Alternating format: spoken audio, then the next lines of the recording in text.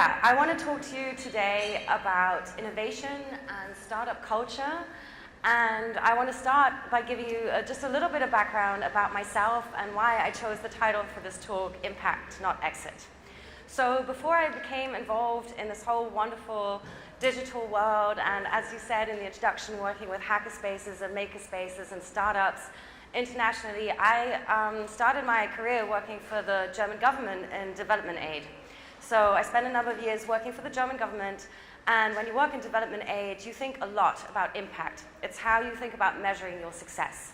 And it's not always easy. It's very often a difficult thought process because it's not always clear how you can connect the dots from your projects and your interventions to actually creating social change. But you really try to come up with ways to do that to see if at least you've had impact on the lives of individuals or community, if not on a larger scale. So I got to travel a lot with that job, mostly in countries in sub-Saharan Africa.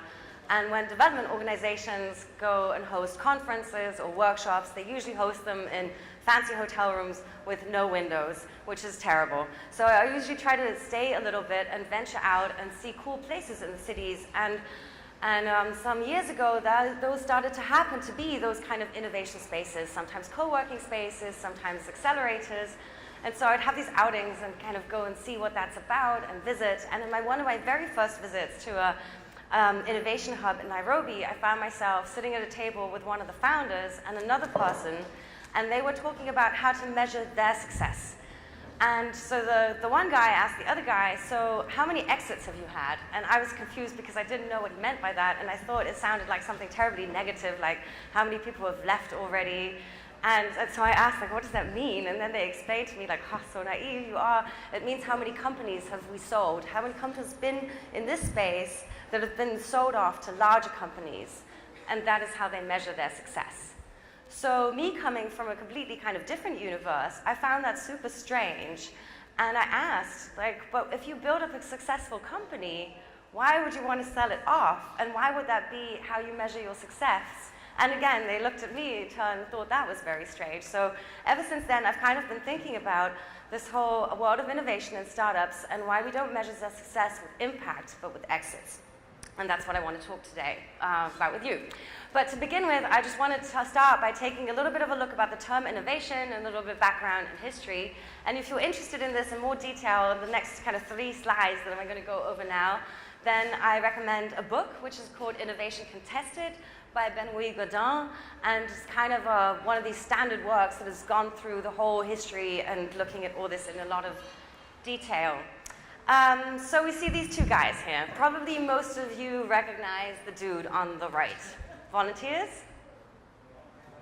Yes, thank you. So whether he should be on the right to exemplify sort of what innovation stands for today is something I'd like to talk about with you and debate during the course of this talk. But the dude on the left might be lesser well known. His name is Henry Burton, and he was a clergyman. He was a clergyman, a churchman in the 1600s, and he was in fact put in jail as a true innovator, because back then the term was in no way positive. It was actually quite a critical term because people weren't so into change. They thought change wasn't such a cool thing, and especially when it came to changing the way the church rules. So that's why he was jailed as being an innovator. And it wasn't actually until the Industrial Revolution that the term got a more positive connotation and started being connected with science and technological change. However, back then the term invention was really more important and sort of overruling the term of innovation. And so it took another while, and it was only like in the mid of the 20th century when I think Austrian economist called Schumpeter sort of took the two terms apart and gave innovation a bit more of a clearer definition. And he said that invention is just the art, basically, of intellectual creativity. It's you create to create, not to give it another purpose or anything, just because you want to create something. Whereas innovation is putting that invention to practical use. And now there are over 40 different definitions of the term innovation, and it's one of these terms that just does not have a standard definition. But most of these definitions agree on a couple of key factors. And those key factors include that innovation can mean both an outcome, a product, as well as a process. And that usually has to do with two things: bringing something novel, either to a social or an economic sphere, so something new, and the adaptability and the usability. So very often innovation means bringing a product or a service to the market, making it ready for the masses. And that's really when the term also started gaining popularity and sort of, being on the uprise. In the mid of the 19th century, governments started picking up on investing in innovation. Big companies started doing the same. And this is also something that Godin has researched. Very often those innovation environments were very controlled and locked in. So innovation environments very classically look like this. There's a lab, a high professional environment, high skilled workers and professionals and equipment that was very costly and hard to come by, locked to the public, so innovation happening behind closed doors with only the results of it to be seen when it is ready to be sort of unleashed to the masses. So this was pretty much the case up to not so long ago. And there's a couple of factors that led to this changing pretty dramatically over the last couple of decades. And one of the key factors in that is the availability and democratization of technology. So that, of course, as we all know in this room, had a lot of effects, like less cost to create things, whether this is software or hardware, different technology that we have at our means and our devices that we can now use, so that not everybody who's an innovator needs to be a high-skilled professional worker. You don't no longer need a lab coat to be an innovator. Every single one of us can be, and is today encouraged also to be an innovator in some kind. And this is also necessary. So in a way, the rise of technology and the democratization of technology has led to this upsurge of the term innovation. But it's also necessary in this context. And I believe innovation is one of the buzzwords of our time, because we live in this very fast-paced, very changing environment. All the industries, our personal life, our work environment is all affected by digitization, and we're desperately looking for solutions on how to adapt to this new, these new technologies, these new framework, these new rules that they're bringing about. And innovation can help us find these solutions to, adapt to the digital transformation, basically. And so that is why it's very important that we have innovation, and that is why this is such a big, term that you can't really avoid these days. But as we said, a lot has changed already, and innovation spaces do no longer look like these controlled environments. They're now publicly accessible, and you and I, and basically anybody potentially can work outside them. This is a space called the Mindbox, which is an accelerator from the Deutsche Bahn, so the German rail services. And I'm showing you not this picture to show what potentially an innovation space can look like, but also because my friend and neighbor Sebastian, who runs the space, said a very clever thing, I think. We talked a couple of weeks ago about why, again, there's so much focus at the moment on the whole world of startups. Governments have caught onto this and now trying to invest a lot of money to encourage startup scenes to flourish in cities across the world. And he said, this is necessary because startups, they're really part of this equation. They're so much more flexible and agile than government institutions or big companies. And because of this, they're able to come up with solutions more quicker and more easier. And again, we need these solutions on our way to this digital society. So basically, his formula was, in this age of digital transformation that we live in, we need startups to kind of path the way and bring innovations that are publicly accessible to the masses, so that we all make this transition into the digital society. And I think that's a very nice thought, and I can totally go along with this. So I personally believe that there's a lot that we can do to use technology for a greater social good, that innovation and change is a necessary and a positive thing. The problems I see with this is the way that this is happening and the culture of startup and innovation that we've sort of headed towards in the last couple of years. So I want to show you this image next. Somehow, as probably most of you know, the unicorn has sort of become the classic metaphor for startup success. Why? Well, because like their magical counterparts, they sort of seem to amaze us, these companies, with how disruptive they can be and how to change maker they can be in certain industries. And most of all, with the incredible profits they seem to be able to generate. This saddens me a lot. I have a thing for unicorns personally, so I think it's very sad that this whimsical and magical creature would be associated with something so mundane as money. But that's the case today. And this is really what is sort of taught in the sort of general narrative of startups, what we should be aspiring to. The World Bank report recently said that the classic Fortune 500 company took about 20 years to reach the market value of $1 billion. And unicorn startups are sort of estimated around that range of $1 billion. Google took about 8 years, Uber and Snapchat only about 3 years or less. So this is sort of the magic that is seen, and this is the reason, again, why these companies are titled as unicorns. However, just by the examples that I cited today, especially Uber probably pops out, the question arises, are these really the kind of examples that we should be aspiring to, or shouldn't we be looking somewhere else when it comes to the idea of what startups and what innovation could and should look like? So I want to go a little bit into the critique of startup culture today, and I want to start with this image, because of course, you know, if you read tech blogs and newsletters, you come across an amazing innovation and a crazy new thing that you must have that's going to change your life every day, and then it usually ends up being something like this. And with all respect to people, you know, having ideas that might be something like the iPhone holder for your ramen noodle soup bowl, I think personally, you know, we have all these abilities, all this technology at our hands and at our disposal, and we have a lot of big problems to solve in this world. Poverty, climate change, you know, big stuff.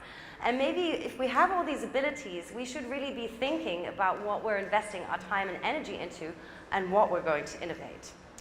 But more so, like I said, there are also a lot of problems with the whole culture around startups and the way that companies are being built today. Basically, I think the current technology and venture capital structure is incredibly broken, and I'd like to tell you why.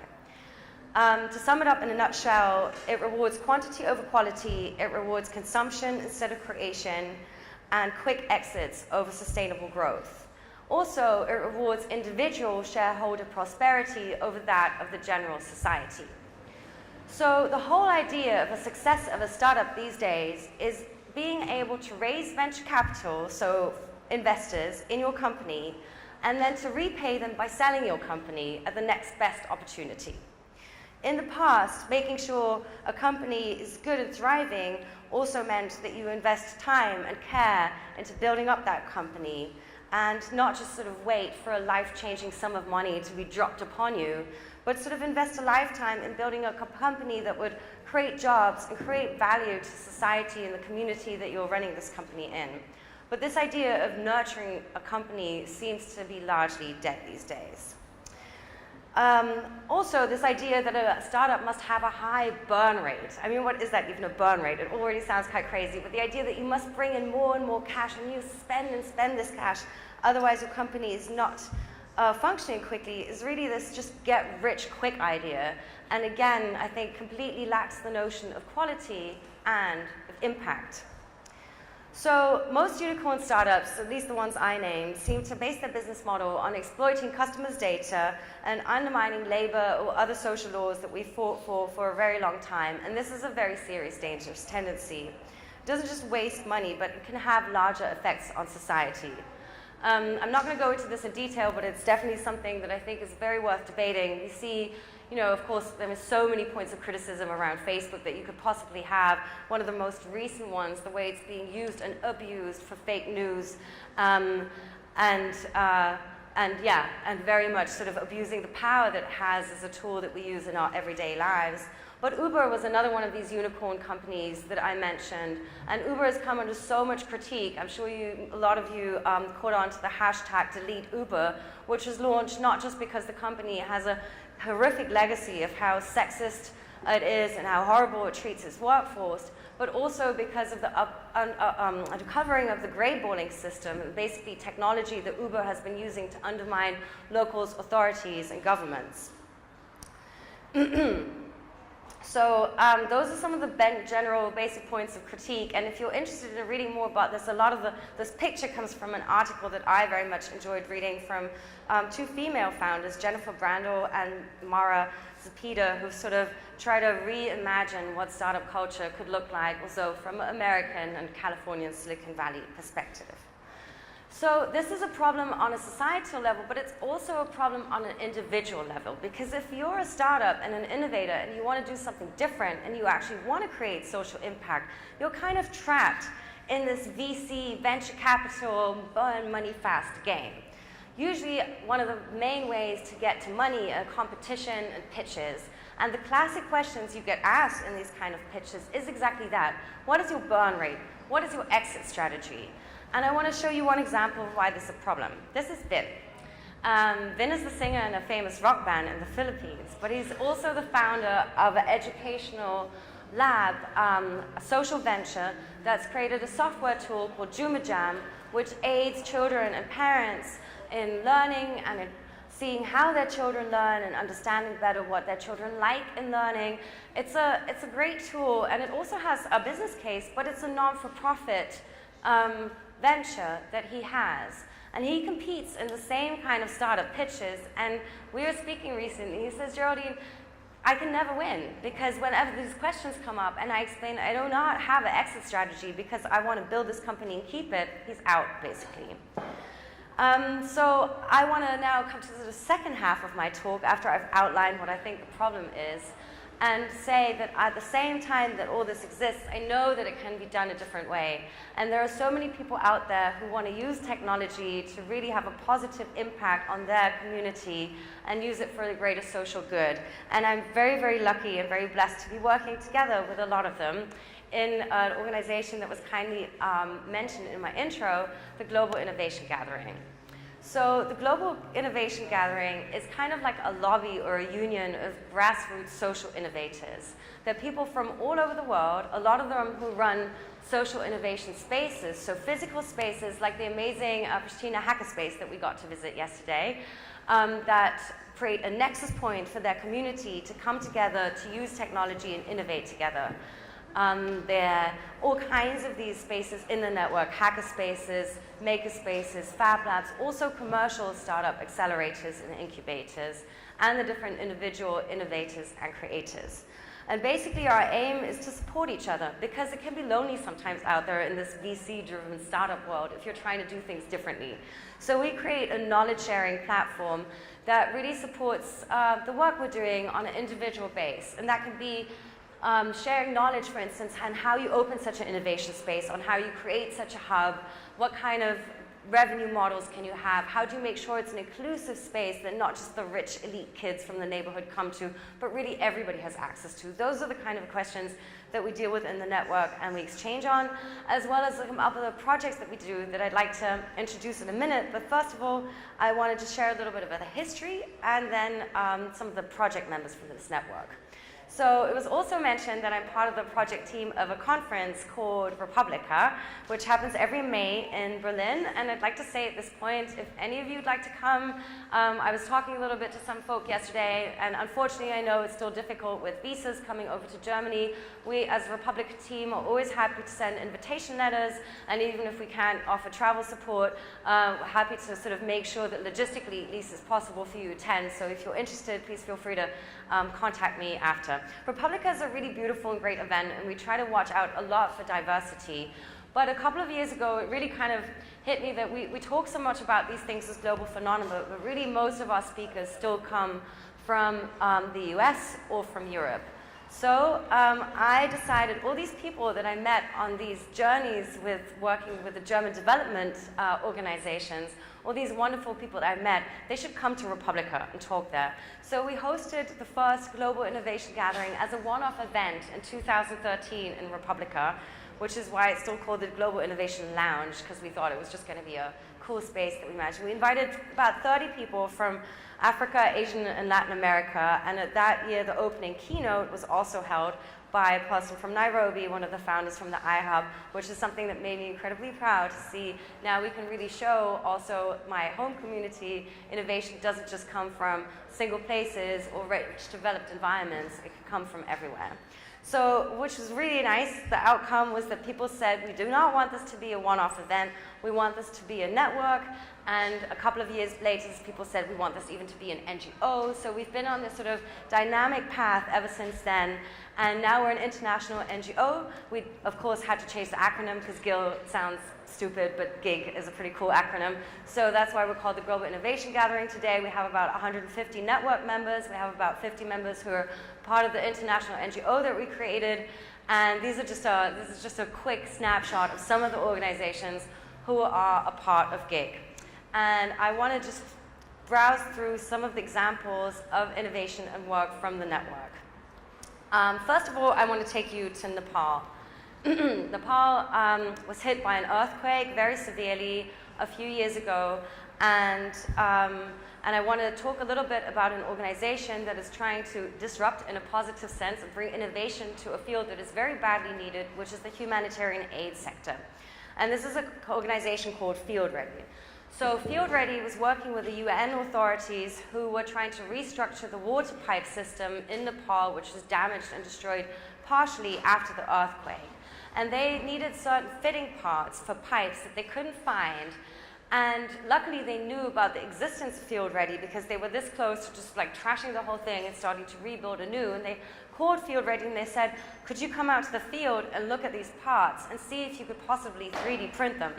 So Field Ready did, and they came out and they saw, yeah, absolutely, we can 3D print these parts. And they did that, and so that, of course, was a huge game changer for the way that that reparation process went on.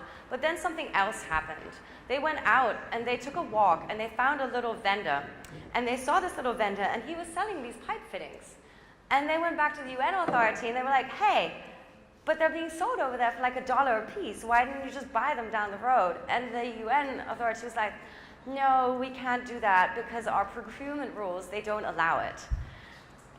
So obviously a sector that needs innovating. What Field Ready did in response to that is they founded an organization called MakerNet, which I'm going to talk a bit more about in a minute, which is set out to connect these local vendors with the makers and the larger organizations, creating a demand for maker services and technologies, but including the local vendors instead of shutting them out of the value chain process.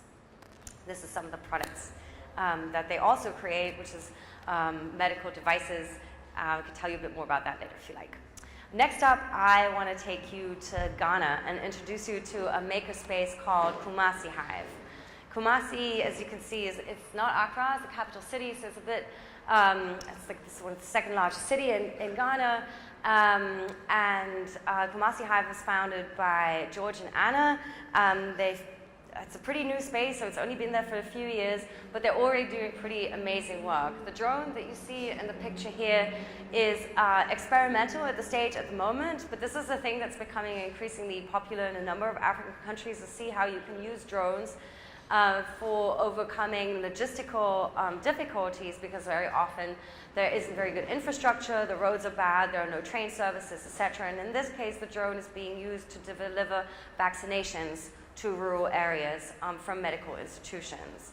But the example I want to share is Science Set. So the Science Set is created by a startup which is run by two guys, and they basically went around touring schools for a while and looking at what is needed in Ghanaian elementary schools. And they found that the educational budget is basically completely being spent on teacher salaries, and there is no money to equip the schools. So for instance, the science education happens without any practical education. There are no experiments, nothing of that happens in the schools. So they founded a startup, which is called DEXT, and they decided to create this kit, which basically enables students to be to do practical experiments accompanying the curriculum throughout their elementary schooling.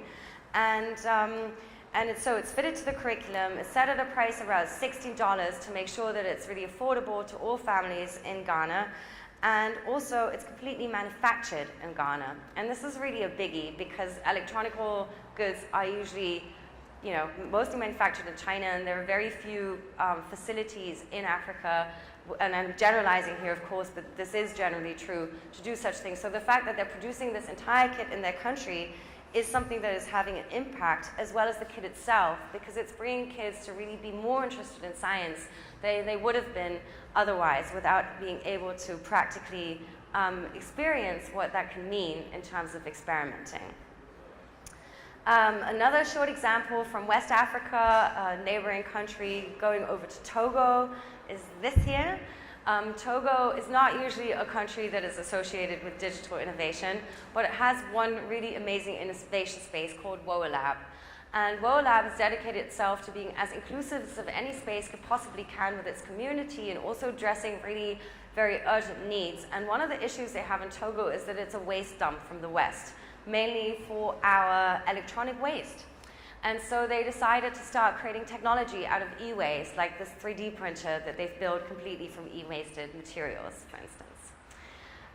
Next up, I want to take you to East Africa and share a couple of examples from people working there from the Gig Network. The guy that you see here holding up very proudly his Make a Fair blue ribbon with another printer built from e-waste material, actually, is Carl, and he's one of the founders of the company African-born 3D Printing. And they started out creating 3D printers also from e-waste materials, but they've gone on to do a whole bunch of different things. For instance, this 3D printed clinical digital microscope that is being used to do medical diagnosis.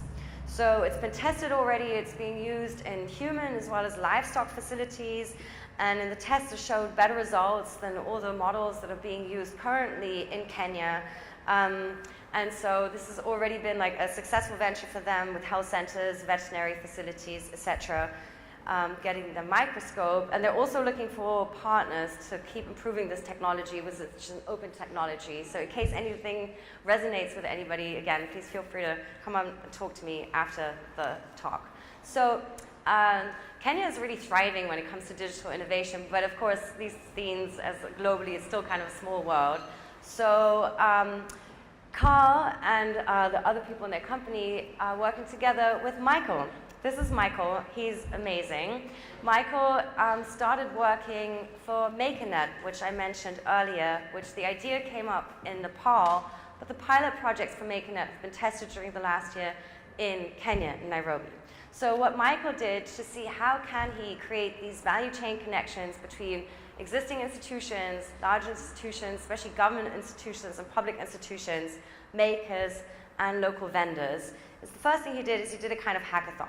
So he invited medical institutions as well as guys like Carl to come in, sit together and talk together and see what is the need, what can they actually work on together that makes sense. And they came up with a whole bunch of amazing stuff. For instance, fixing medical devices is an absolute need. This is an oxygen tank that you see where one of the valves was broken. It's not even one of the most complex medical parts, it's just a valve. But still, there was no way to replace it. Traditionally, they would have gotten a completely new tank, which would have cost over 500 euro and would have taken time to arrive and to be shipped there. But instead, Michael found a way to 3D print that valve, and they replaced it and fixed the machine for the cost of under $5. And all the benefits of that, of course, you can think yourselves easily, not just the time and the money, but also, of course, just the flexibility in that of knowing you can actually fix your things on site and not being dependent on other deliveries anymore. They did the same at a maternity clinic where they fixed the suction unit by 3D printing the little connector tubes that are broken with resin.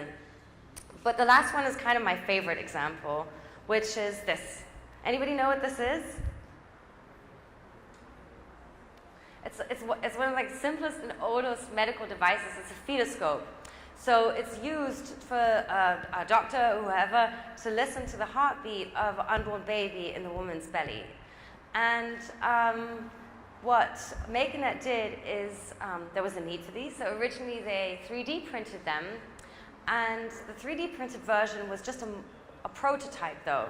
And then they started experimenting with different materials, and in the end they contracted a local carpenter to make these fetoscopes out of wood.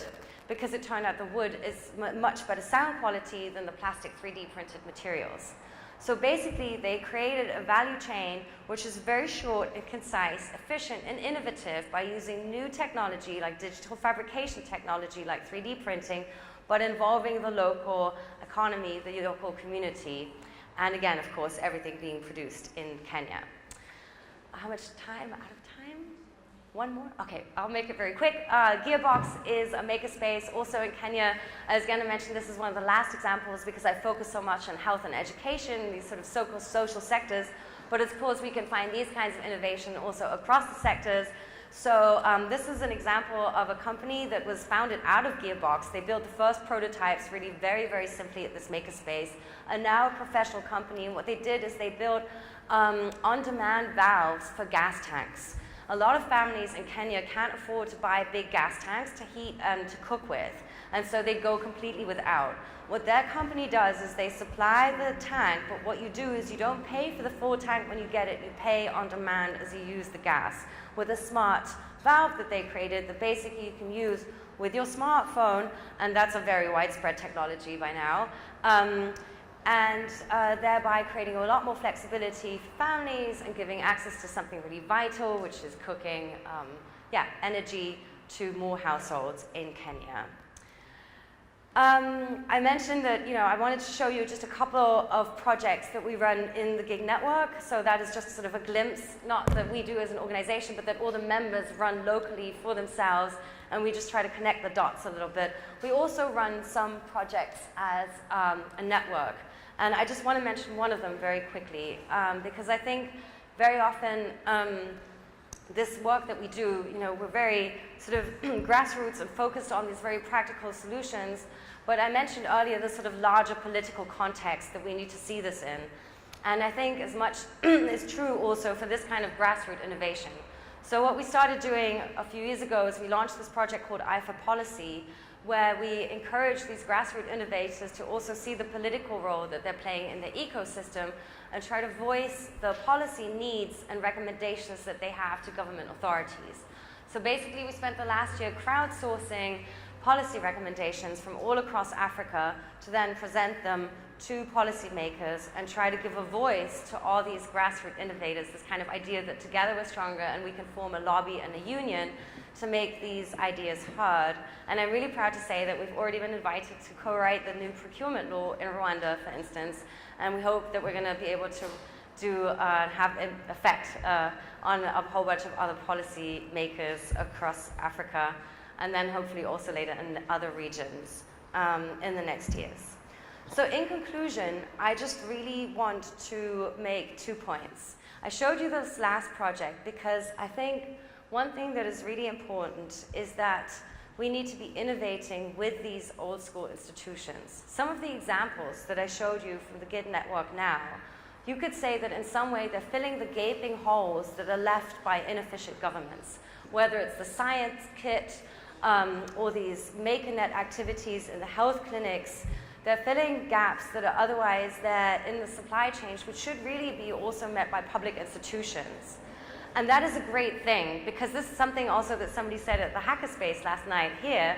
We're not waiting for the government to do something. We're doing it on our own. And I think that is the entrepreneurial spirit, what it's really all about. And that is something incredibly empowering that we should all thrive on.